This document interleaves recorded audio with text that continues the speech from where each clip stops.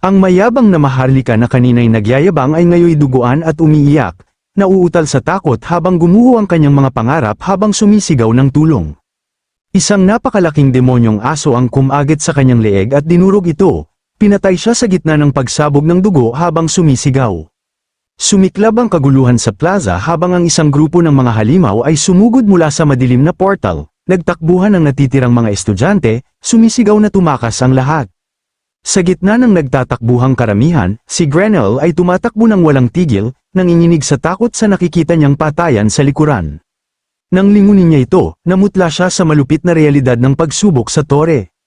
Isang system interface ang lumitaw, kinilala ang mga dagwang halimaw bilang mga hellhound. Ayon sa detalye, sila ay bidagdag rank na nilalang na nagdadala ng hindi maiiwasang sakuna. Ang impyernong apoy na nagmumula sa kanilang mga mata at bibig ay hindi kailanman mamamatay hanggat hindi nila tuluyang nilalamon ang kanilang biktima. Habang nakalutang sa itaas ng kaguluhan, masayang kinumpirma ng nakakatakot na gabay na si Vargas ang malupit na kondisyon ng pagsubok, mabuhay sa loob ng 108 minuto laban sa 108 Hellhounds, pabirong sinabi nito na dahil higit sa 100 kalahok sila, baka magtagal pa sila. Sa ibaba, walang tigil na hinahabol ng mga hellhound ang mga estudyanteng desperadong tumatakbo pababa ng hagdan sa bakuran. Tumakas si Grenell sa isang madilim na pasilyo, napagtanto niyang imposibleng lumaban dahil sa sumpa ng tore na nagpapahina sa kanilang lakas. Nakita niya ang isang bukas na pinto patungo sa madilim na silid at naisip niyang magtago na lamang at manatiling tahimik. Mabilis siyang pumasok at isinara ng mariin ang mabigat na pinto. Ngunit ang kanyang panandaliang ginhawa ay nawasak nang maramdaman niyang may pumipigil sa pinto. Dalawang estudyanteng takot na takot ang nagtutulak mula sa labas, nagmamakaawa na papasukin sila at sinasabing kaibigan niya sila. Pinagpapawisan at naguguluhan, hinawakan ni Grenell ang pinto, nahahati sa pagitan ng sariling kaligtasan at pagtulong sa iba, inisip niyang baka mas madali ang mabuhay kung sama-sama. Ngunit biglang itinulak ng dalawa ang pinto, pinatumba siya, at pumasok sa loob, sinasabihang manahimik siya. Nabuwal si Grenell sa sahig, galit at nagtataka kung ano ang ginagawa nila. Biglang sumara ang pinto, siya ay naiwan sa labas, nakakulong sa pasilyo, malamig na sinabi ng isa sa kanila na hindi naman niya sila tinuring na kaibigan, kundi mga tauhan lamang na maaaring gamitin. Ngumiti ng masama ang dalawang traidor at sinabi na oras na nila para gamitin siya, inuutusan siyang magsilbing pain para sa mga halimaw. Nagpanik si Grenell at kumatok sa pinto, tinawag na kalokohan ang kanilang pagtataksil, malamig nilang sinabi na papasukin lang siya kapag tahimik na ang pasilyo.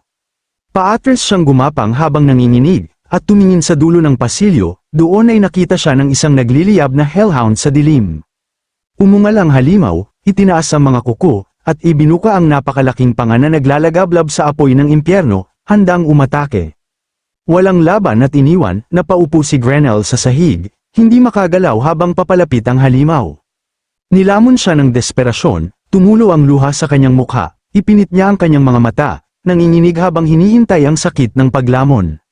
Ngunit makalipas ang ilang sandali, dahan-dahan niyang iminulat ang kanyang mga mata, naguguluhan kung bakit hindi dumating ang kamatayan. Sa kanyang harapan, nakatayong tila tagapagtanggol si Vicar, nakahugot ang espada at kumikislap ang pulang mata sa dilim, hindi makapaniwala. Tinawag ni Grenell ang kanyang pangalan. Namangha siya habang nakatayo si Vicar sa ibabaw ng duguan na bangkay ng hellhound, habang nakaupo pa rin sa sahig, nauutal niyang tinanong kung nahila rin ba si Vicar sa pagsubok. Nagulat si Grenell na mag-isa nitong pinatay ang isang hellhound, at nagtaka kung paano nagagamit ng isang mamamana ang espada ng ganoon kahusay. Napawisan siya habang nakatitig sa pulang aura na bumabalot sa talim ni Vicar, kinikilala ang mapanganib at pamilyar na estilo ng pakikipaglaban. Kalmadong tinawag ni Vicar ang kanyang kaklase, nanginginig pa rin sa takot, mahinang sumagot si Grenell, habang nakaharap sa nakakatakot na pulang mata, malamig na sinabi ni Vicar kay Grenell na may tiyak siyang papel para rito. Napalunok si Grenell, tensyonado at takot habang hinihintay ang utos ni Vicar. Ilang sandali pa, lumabas si Grenell sa pasilyo, at doon nahayag ang katawa-tawa niyang bagong papel, nakasuot siya ng improvised na baluti, isang kaserola bilang helmet, takip ng kaldero bilang kalasag, at may hawak na sandok at spatula sa magkabilang kamay. Sa loob-loob niya, galit at napapahiya siya, iniisip kung bakit siya pumayag sa ganito. Sa isang flashback, makikita ang kanilang usapan, galit na tinanong ni Grenell si Vicar kung seryoso ba itong gusto siyang gawing pain. Mariin siyang tumanggi, sinasabing hindi ibig sabihin na iniligtas siya ni Vicar ay papayag na siya sa isang napakapanganib na plano. Hindi natinag, kalmadong binanggit ni Vicar ang pangalang Sinclair, alam ang lihim na paghanga ni Grenell, nangako si Vicar na gagawa siya ng paraan upang mapalapit ito kay Sinclair kung tutulong siya. Nag-usap ng palihim ang dalawa, tinanong ni Decar Abia kung seryoso ba talaga si Vicar sa kanyang sinabi, tumugon naman si Vicar na hindi. At sinabi ni Decar Abia na alam na niya yun simula pa lamang. Samantala, walang kamalay-malay si Grenell sa tunay na balak ni Vicar kaya tinanong niya ito kung totoo ba ang kanyang sinasabi. Sa kabila nito, lalong natarante si Grenell at umatras, sinasabing bilang isang maharlika, hindi siya maaaring magkagusto sa isang karaniwang tao. Upang mailigtas ang kanyang pride, pumayag si Grenell, ipinakitang parang isang beses lang na pabor dahil iniligtas siya ni Vicar. Bumalik sa kasalukuyan, napakagat ng ngipin si Grenell, iniisip na tila nabaliw siya sa pagpayag, ngunit nagpasya siyang ituloy ito para kay Sinclair. Buong loob niyang ginampanan ang papel, hinampes niya ang sandok sa kanyang helmet at kalasag, lumilikha ng malakas na kalansing, sumigaw siya ng pangiinsulto sa mga halimaw, ipinahayag na haharapin sila ng dakilang Grenell. Epektibo ang panggulo, dalawang higanteng hellhound ang lumabas mula sa anino, ang kanilang mga panga ay naglalagablab sa apoy habang may kinakain. Sa sandaling makita niya ang mga ito, nawala ang kanyang tapang, ang kanyang matapang na sigaw ay napalitan ng mahinang iyak ng takot. Naglaho ang kanyang lakas ng loob ng isang buong grupo ng mga hellhound ang sumugod sa pasilyo patungo sa kanya. Umikot siya at tumakbo ng buong bilis, sumisigaw sa takot habang sinusundan ng mga halimaw. Sa desperasyon, sumubsob siya sa sahig at dumulas palayo sa kabilang pasilyo habang tumatakbo ang mga halimaw. Dahil sa bilis, dumiretso ang buong grupo ng hellhound at nalampasan siya nang hindi siya napapansin. Sumara ang mga pinto at natrap ang mga ito sa loob, lumabas si Vicar, hawak ang kanyang pulang aura na espada, at ipinaliwanag na ang mga hellhound ay diretso lamang tumatakbo kapag hinahabol ang kanilang biktima, hindi sila madaling huminto o magbago ng direksyon. Ngumiti siya ng malamig, kumikislap ang pulang mata, at sinabi na pinaaalala nito ang kanyang kabataan, pabirong tinanggap niya ang mga halimaw sa isang reunion. Sumunod ang isang brutal na patayan, umalingaw-ngaw ang mga sigaw ng paghihirap ng mga aso habang ang makapal na dugo ay tumalsik sa malalaking salamin ng pasilyo. Makalipas ang ilang sandali, humihingal na tinawag ni Grenell ang pangalan ni Vicar, hawak pa rin ang kanyang sandok, naguguluhan siya sa katahimikan, inisip niya na baka napatay si Vicar. Dahan-dahan niyang binuksan ang pinto, nagrereklamo na sana man lang ay natupad ni Vicar ang papel nito bilang pain bago mamatay. Ngunit nanlaki ang kanyang mga mata sa nakita, sa loob ng pasilyong may chandelier, nakatayo si Vicar, walang sugat ngunit naliligo sa dugo, may hawak na sako ng mga item, nakakalat sa paligid ang mga bangkay ng buong grupo ng hellhound. Hindi makapaniwala si Grenell at tinanong kung siya ba ang pumatay sa lahat ng yun, nagtanong pa kung may mga bitag ba siyang ginamit. Kalmadong sumagot si Vicar, tinatanong kung anong bitag ang sinasabi niya. Ipinakita ni Vicar ang mabigat na sako na puno ng kumikislap na orb, mga nagpapataas ng stats mula sa mga halimaw, casual niyang sinabi na ang agility points ang kadalasang pinakamahirap makuha. Lumabas ang system window na nagpapakita ng kanyang mataas na base stats, lahat nasa paligid ng 200 kahit level 1 pa lamang siya, ngunit nabigo si Vicar dahil hindi pa rin na-unlock ang kanyang mga nakatagong attribute. Napagpasyahan niyang kailangan niya ng mas mahirap na pagsubok upang ma-unlock ang mga ito. Sa tabi, pinagmamasdan siya ni Grenell, nagtataka kung ang malupit na mandirigmang ito ay siya pa ring tahimik na mamamana na kilala niya. Sa itaas, ang nakakatakot na gabay na si Vargas ay nakatitig sa gulat, nauutal sa hindi makapaniwalang patayan. Lumutang ito pababa mula sa isang lilang rift, humahanga na nalipol nila ang buong grupo ng hellhound, isang lakas na hindi inaasahan para sa yugtong yun. Napansin pa nitong mahigit 1 oras pa ang natitirang oras. Galit na hinarap ni Grenell ang gabay, hinihingi kung bakit hindi pa tapos ang pagsubok at inuutusan itong dalhin sila sa susunod na palapag. Napangiti ng masama si Vargas, inaming minaliit niya ang kanilang lakas, ngunit ipinaliwanag niyang kailangang ayusin ng tore ang balanse upang maging patas ang hamon. Masaya na pumitik ang nakakatakot na maliit na nilalang, at biglang tumaas ang hirap ng pagsubok. Isang umiikot na vortex ng madilim na enerhiya ang sumabog sa harap ni Vicar at Grenell, masayang inanunsyo ni Vargas na haharapin nila ang isang bagong kalaban. Mula sa portal ay lumabas ang isang napakalaking halimaw na may 3 ulo at kumikislap na mga mata, ipinakilala bilang tagapagbantay ng impyerno. Umungal ang dambuhalang nilalang habang ipinaliwanag ni Vargas ang tunay nitong pagkakakilanlan, si Cerberus. Ayon sa system, ito ay isang A-dagdag rank na halimaw na may taas na 7 metro, ang pinakamataas na nilalang ng ilalim ng mundo, na umiiral upang wasakin ang sinumang kaluluwang magtatangkang tumakas sa impyerno. Tumulo ang makapal na laway nito sa sahig habang naghahanda itong umatake. Ang tatlong ulong si Cerberus ay nakatayo sa harap ni Vicar at Grenell, naglalabas ng nakakatakot na lilang enerhiya. Kinilala ng system ang 7 metrong taas na bantay ng impyerno bilang isang A-rank na banta, kilala sa pagwasak sa mga kaluluwang nagtatangkang tumakas sa ilalim ng mundo. Habang kalmadong nakatayo si Vicar na hawak ang kanyang sako ng gantimpala, nanginginig sa takot si Grenell habang mahigpit na hawak ang kanyang sandata. Sa itaas nila, pinagtatawanan sila ng nakakatakot na gabay na si Vargas, tinatanong kung sapat na ba ang napakalupit na hamon upang balansehin ang sitwasyon matapos lipulin ni Vicar ang mga Hellhound, ngumiti ito, ipinapakita ang matutulis ng ngipin, at masayang inanunsyo na ito na ang huling misyon ng palapag. Umungal ang Cerberus, kumikislap ang lilang kidlat sa paligid nito, habang simpleng sinabi ng gabay na kailangan lamang nilang mabuhay. Dahil sa nakakatakot na pressure ng halimaw, tuluyang bumigay ang loob ni Grenell, nahulog ang kanyang sandata at lumuhad siya sa sahig, umiiyak habang nakatitig sa halimaw, sinasabing hindi na siya kayang lumaban.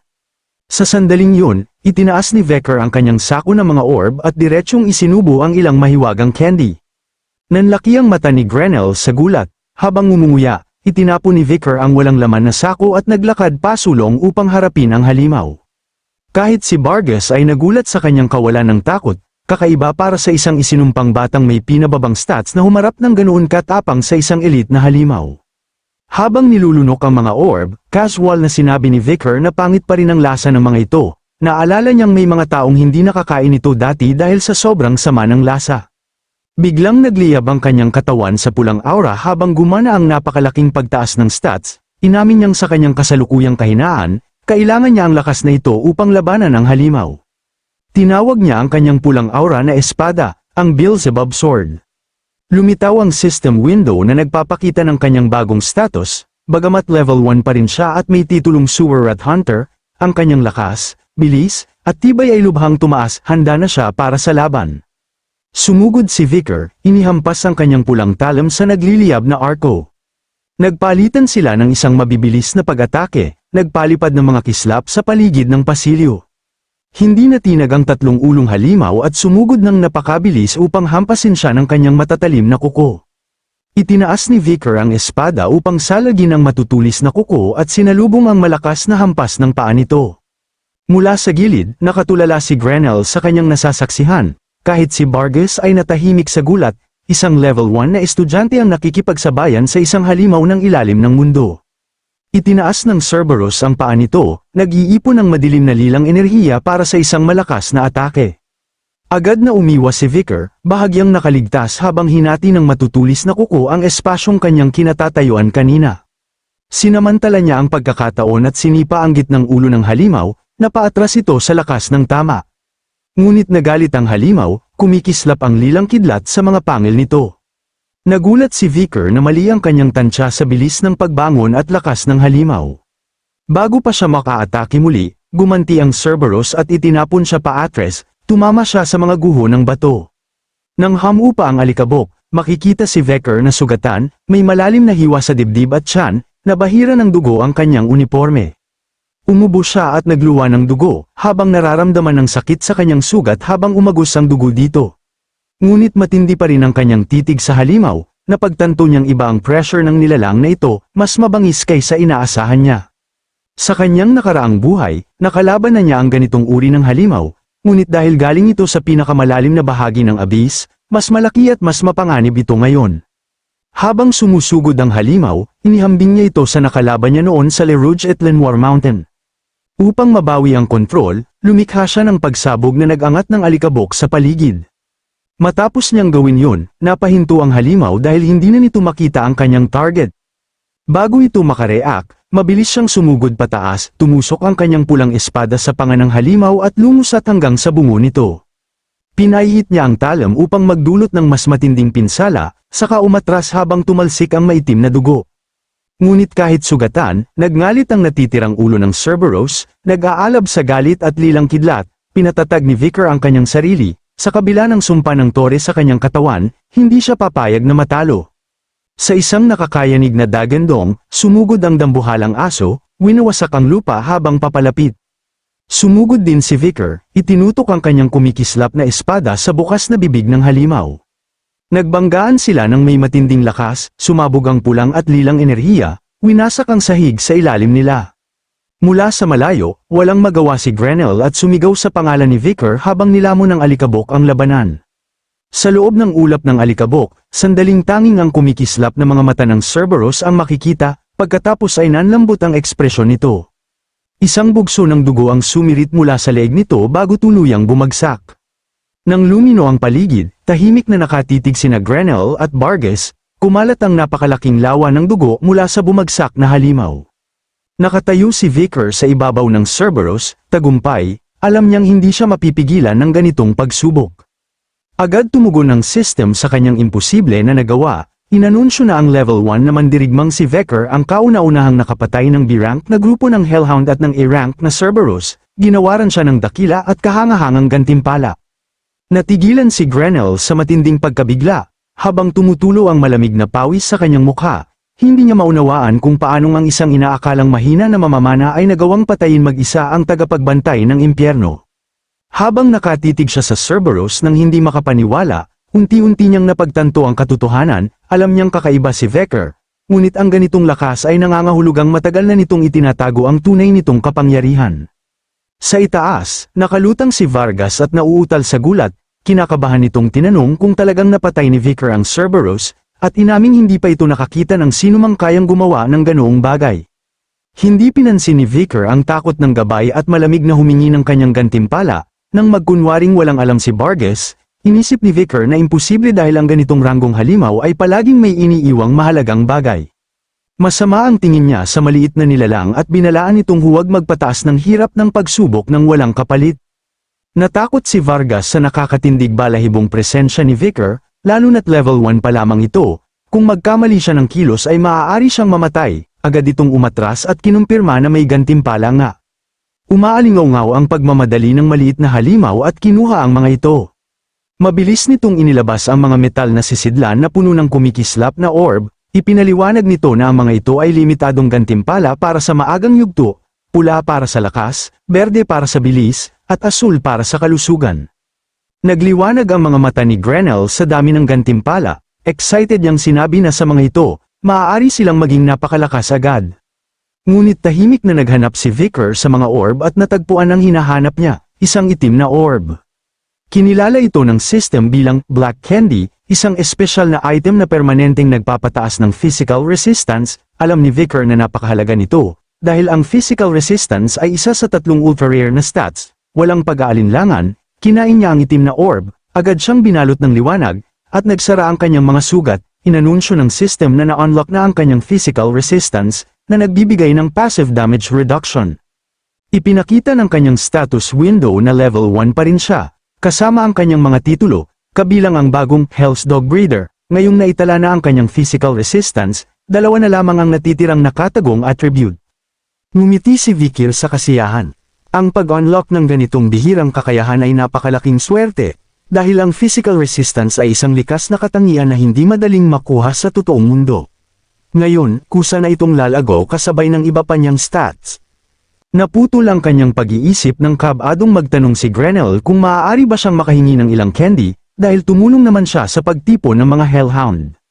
Bago pa siya makasagot, masayang inalok ni Vargas ang serbisyo ng isang candy shop, lumitaw ang isang kumikislap na interface, ipinaliwanag ng maliit na halimaw na maaari itong bumili at magbenta ng mga candy, at may espesyal na palitan, 300 ordinaryong candy kapalit ng isang gintong candy na agad magpapataas ng level ng gumagamit. Sinubukan itong iengganyo ni Vargas, sinasabing ang pag-level up ay nagpapataas ng lahat ng stats.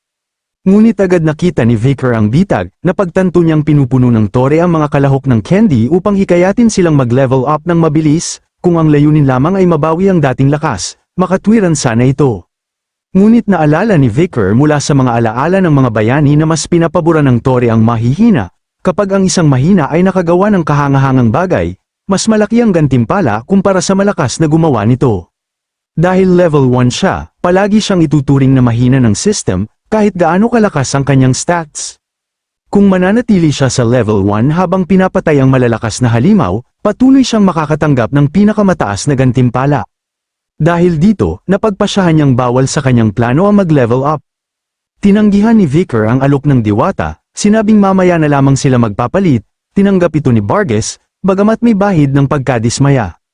Biglang yumanig ang wasak na gusali at nagsimulang maghiwa-hiwalay, inanunsyo ng system ang pagtatapos ng misyon sa ikalawang palapag, 69 na lamang ang nakaligtas. Idineklara nitong ang lahat ng natitirang kalahok ay ililipat sa isang lugar para sa susunod na pagsubok. Tuluyang gumuho ang lupa at nahulog sina Vicar, Grenell, at Vargas sa isang umiikot na portal na humihila sa kanila papalalim sa puno ng abyss. Habang bumabagsak, kumikislap ang mga mata ni Vicar sa determinasyon, kinumpirma ng system ang kanilang pag-alis at pagdating sa ikatlong palapag, ang ikalawang bahagi ng Familiar Land, inihanda ang kanyang bagong status, bukod sa kanyang mga stats at na-unlock na resistance, isinama ang titulong Hell's Dog Breeder, na nagbibigay ng malaking bonus laban sa mga K9 na halimaw at nagpapahaba ng epekto ng mga status na kanyang ibinibigay.